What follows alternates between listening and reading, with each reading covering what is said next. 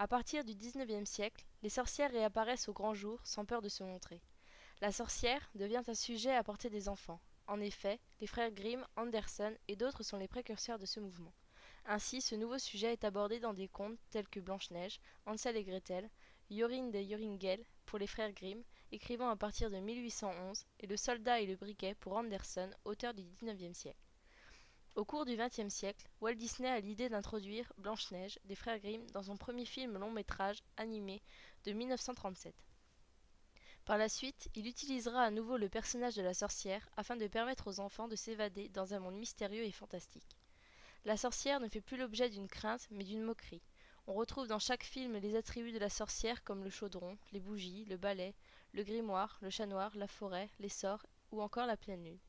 De plus, les scènes où les sorcières sont présentes sont à dominante rouge, verte, bleue et noire, ce qui crée une ambiance étrange et lugubre.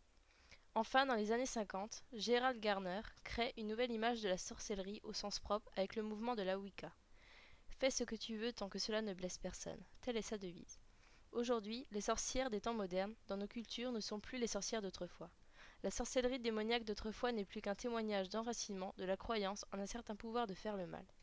Par ailleurs, la sorcière devient l'un des symboles de la société de consommation avec la fête d'Halloween en Europe et aux États-Unis.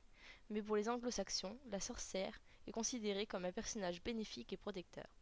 Cependant, il reste des civilisations qui mêlent vie religieuse et vie quotidienne, ainsi la sorcière a une place capitale pour les Africains et les Tahitiens.